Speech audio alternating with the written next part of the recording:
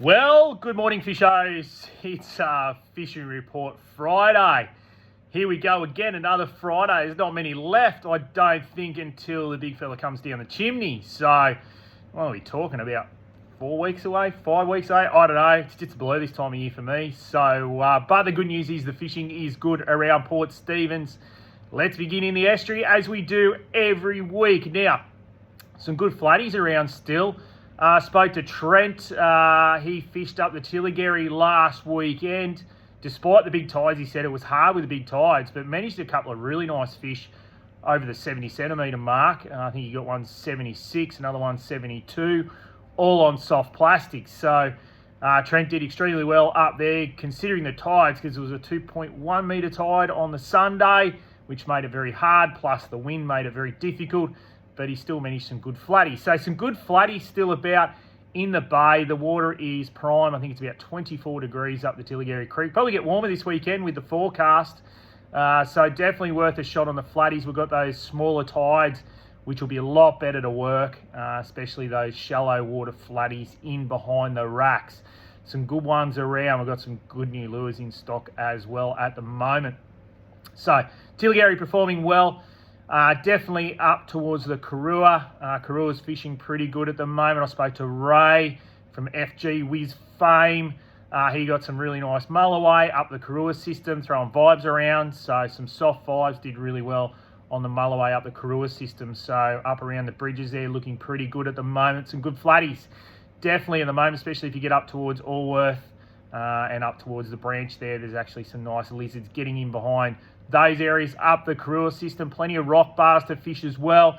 So lots of rock edges that you can actually fish for flatties there.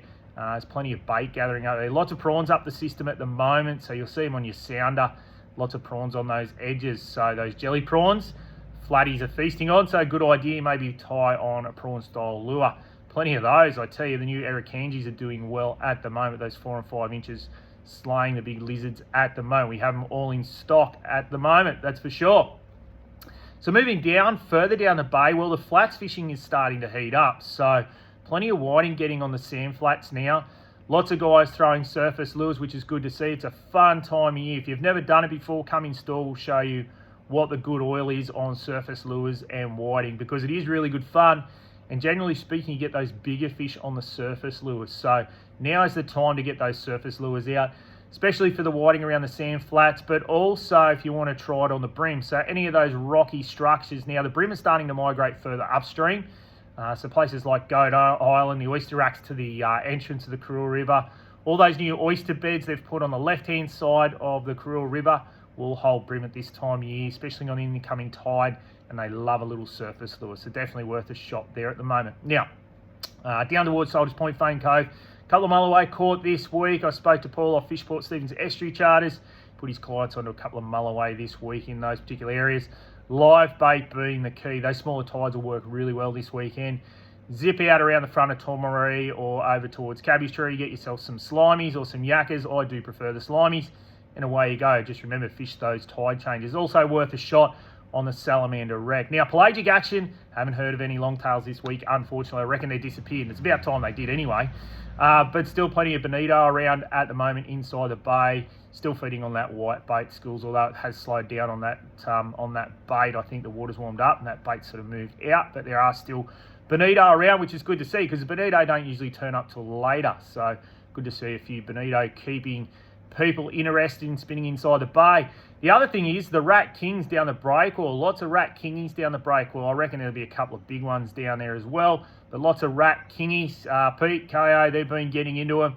They've been hard to tempt. I think Pete's been using some fresh squid, nailing them there. So, but they're good fun, especially in the light gear. I think he's only been fishing 10-pound leader to get in a bite. So gets his work cut out for him, that's for sure, on those little kings. One day a big one will come along and you won't know about it. So good to see there. A couple of mulloway caught down the breakwall as well. So some nice mulloway being caught down the breakwall last week, and I saw a couple of photos of some rippers, some fish over a metre, which is good to see. Now, if you want to spin the local beaches, say Baggies, down to Corlette, down to Nelson Bay Beach, down to Little Beach, and the eastern end of Shoal Bay, you will find a flathead or two at the moment. Some nice lizards around at the moment. Whether you're going to spin brine pillies or fish soft plastics or even shallow running hard bodies, definitely worth a shot at the moment inside the bay. So that's a bit of a wrap on the bay. Now, the beaches and the rocks, not much happening off the rocks, although one customer throwing a stick bait off the rocks there, just north of Boulder Bay, did have an encounter with a big kingy. Unfortunately, the kingy took the stick bait, so nice fish. Had a good look at it. Probably a fish over 15 kilos, so good to see some good kings around. The water has dropped a little bit. It was around 21. It's back down to sort of just 19.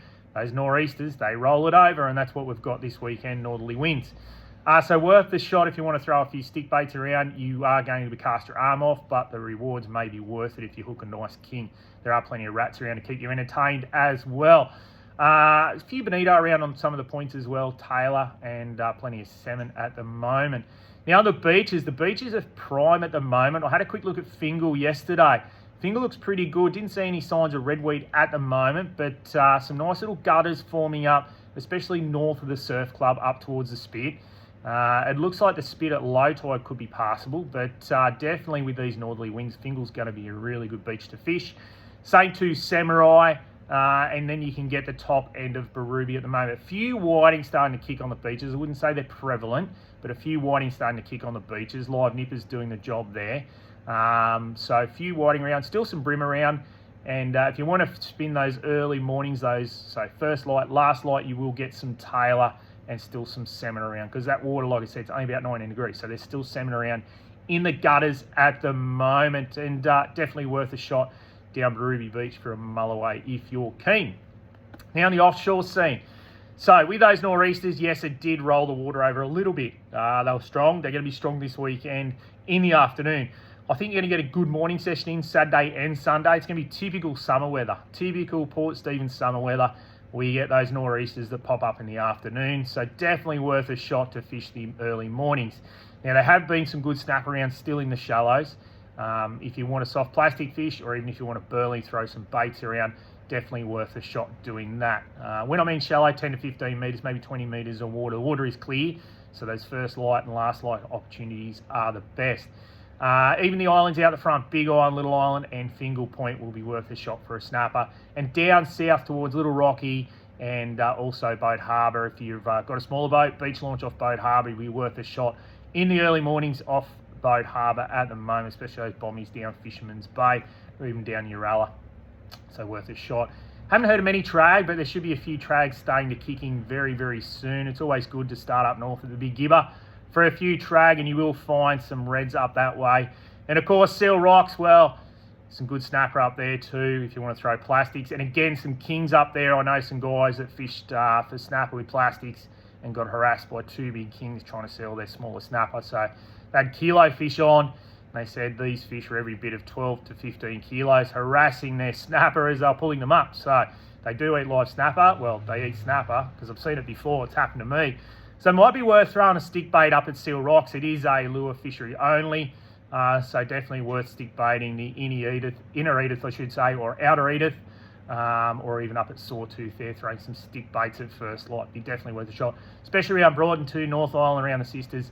There's been some good kings there, so you can throw the stick baits around there.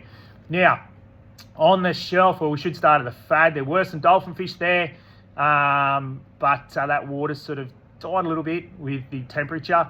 Just be worth having a go. Like any pelagic species, you've got to go and give it a crack.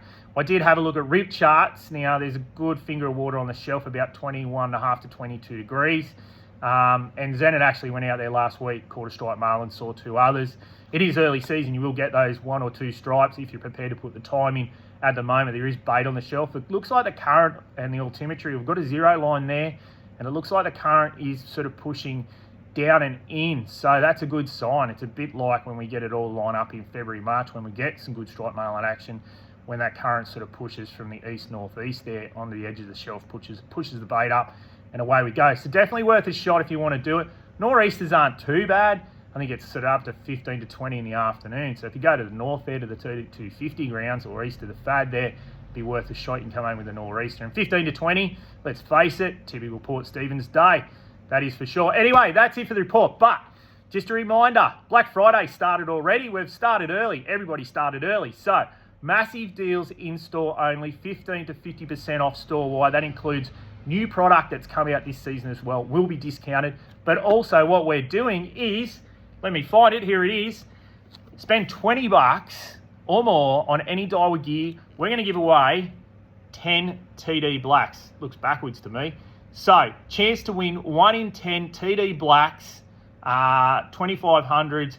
Get in store, spend $20 or more on Daiwa gear, and you're in the draw to win 1 of 10 of these TD Blacks. That's a deal and a half. Also, we can't forget Shimano. Spend $20 or more on Shimano gear. We're going to give away 2 Stradics in both 5,000 and 2.5. Plus, we're going to match those with Zodius rods.